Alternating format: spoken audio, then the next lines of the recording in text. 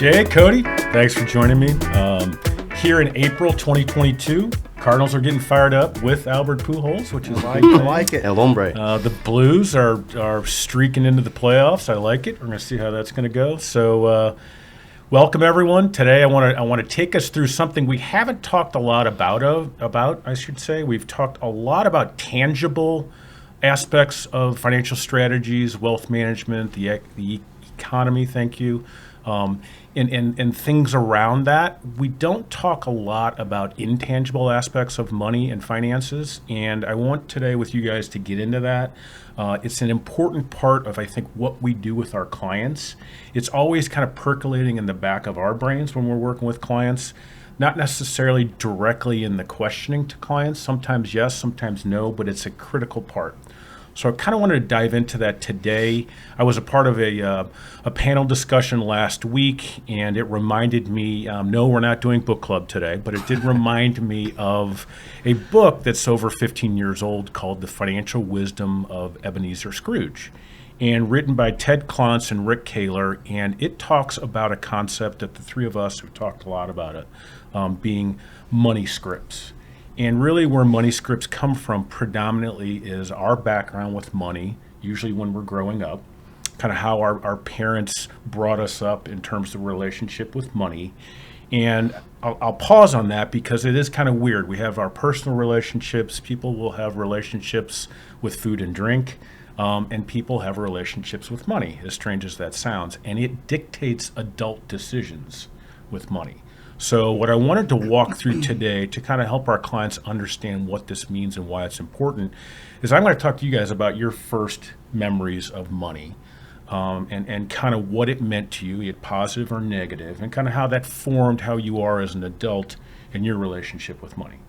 So I'll share with you my first relationship with money when I was a little shaver. I didn't come out this big.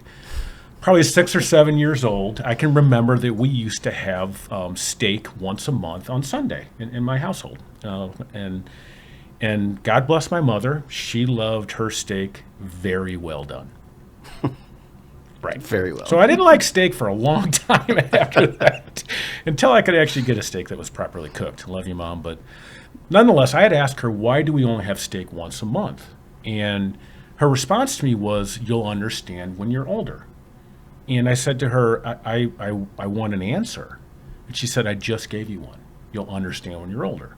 So I understand now, right? So steak was a kind of a luxury. Once a month was what the family finances could provide, and they provided that for us. And that once I understood it, it left kind of a lasting impact. So with that kind of as an example, Jay, I'll ask you first. What's your earliest memory of money? Sure. So for me, it wasn't really literal dollars or cents or anything. It's kind of a lot like what you were describing, right? Just recognizing that, hey, there's something different, right? And so for me, I remember playing baseball. I was probably 9 or 10 years old, had been playing for a couple years, really starting to play more and more and more during the summers. And I remember looking around at the rest of my team, and I was the only one wearing shorts. I was the only one wearing tennis shoes instead of baseball spikes. I believe I had my mom's old glove. You know, I'm just looking around and I'm like, now wait a minute, there's something different here. And I remember asking my parents, so when do I get baseball pants? And I'll never forget, the response was, well, maybe if you make the all-star team, or maybe, there was always another level. And now I understand it, but much to your same story, it's like, well, I don't get it. Why? You mean there's something different? How come I can't have the same type of equipment? So, and because of that, that's really shaped the way I look at things now. My son's starting up T-ball here in a couple weeks, and he will have baseball pants. Is it because I can afford it more than my parents could? Maybe, maybe not, but it's more of it's shaped that I want to do that for him, right? Sure. So, yeah, it has a big effect on us. So looking back on that, would you say that memory is positive or negative? I've struggled thinking about it which way, because on one hand, it was also teaching, well, we should spend money on things that are important. But on the other hand, I kind of internalized it negatively because I'm like, well, I want that. Why can't I have that? So kind of both, but looking back, I feel more negative towards it.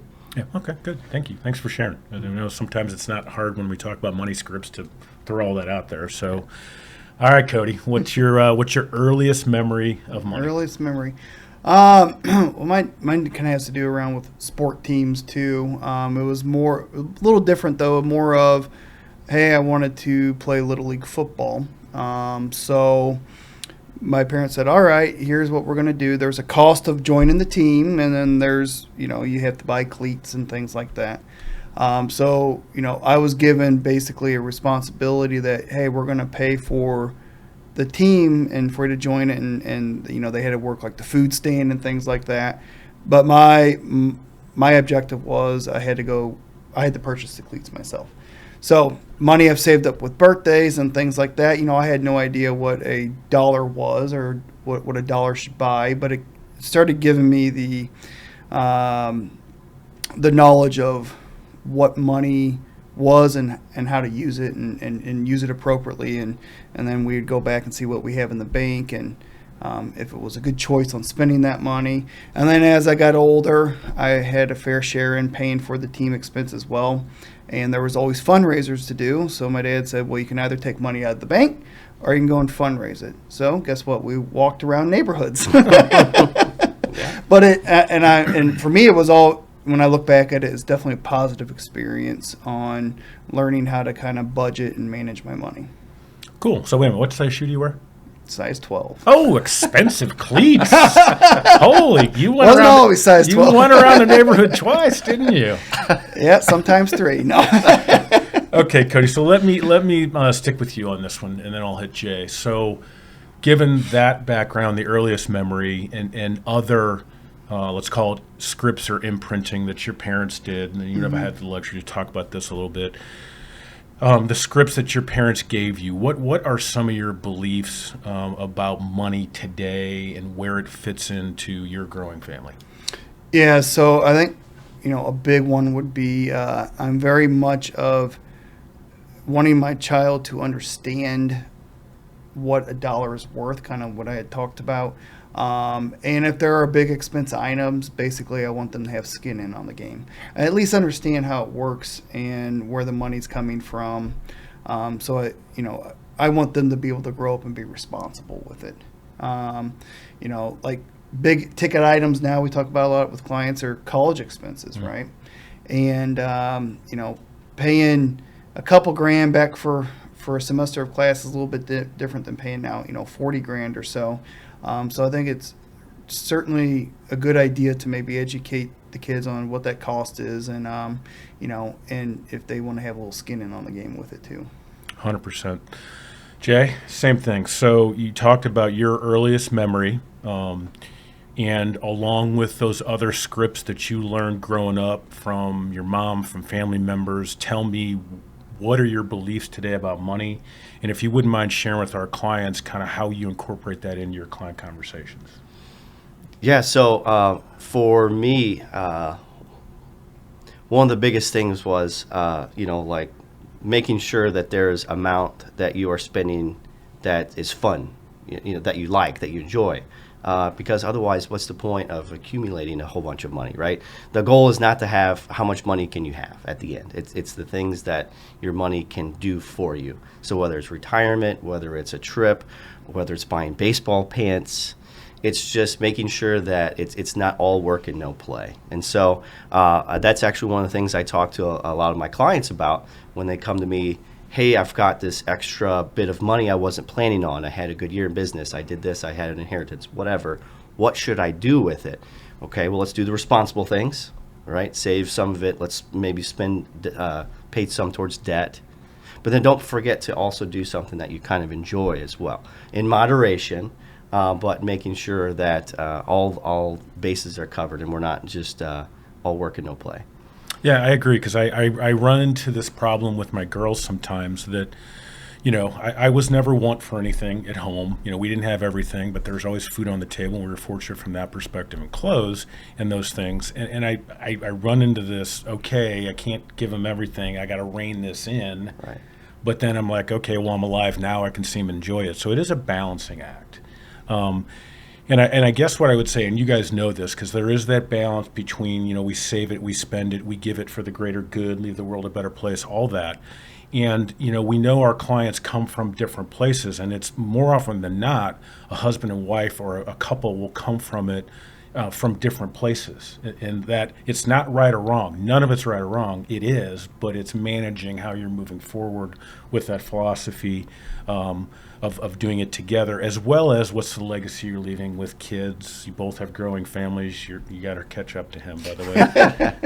And grandkids. We see that a lot with our clients with their grandkids, to balance that out. So thanks for sharing today. It's great stuff. I know it's not always easy to share, but I think if we share, our clients can understand how important it is. And if we do it first, then they'll share with us. And again, money scripts, it's not right or wrong. It is, but understanding them can quite frankly help yourself and help us get you on that path to whatever financial success looks like for you and your family. So go Cardinals, go Blues. Thanks, Cody. Thanks, Jay. Catch you guys next month.